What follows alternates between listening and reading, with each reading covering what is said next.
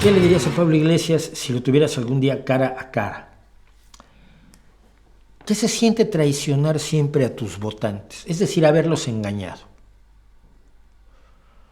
Más allá de discusiones de carácter ideológico, tal vez también le preguntaría eso o dónde quedó el dinero de la fundación de los Centros de Estudios Políticos y Sociales, de la CEPS.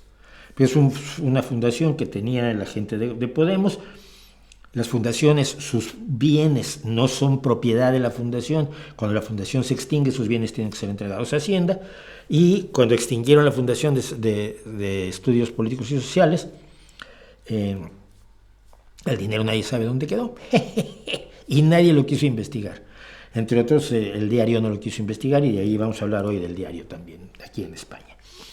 Pero me preguntaría yo por la fundación del Centro de Estudios Políticos y Sociales, el CEPS, de las cuales él era un alto funcionario y fundador, pero sobre todo le preguntaría qué se siente pedirle a la gente que vote por ti para que sea su representante en la Unión Europea y defienda sus intereses en la Unión Europea, para que voten por ti para que seas eurodiputado y luego dejar la diputación.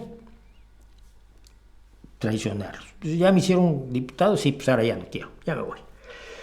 Luego fuiste diputado y llegaste a ser vicepresidente de gobierno.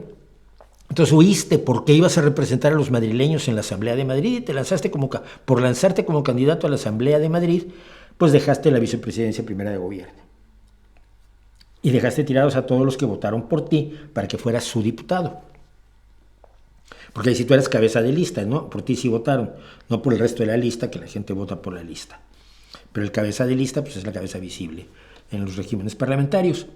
Y luego, pues ya que te eligieron para ser diputado en la Asamblea de Madrid, también a eso renunciaste y te fuiste. Y ahora tienes un restaurante y un tiktokote. Me preguntaría yo si no le da vergüenza, porque es que yo siento que te vote un grupo de ciudadanos para que los representes es una responsabilidad de las más elevadas que puede tener cualquier ser humano, y debe luchar por cumplirla de la manera más eficaz, eficiente y sólida posible, cosa que no hace él.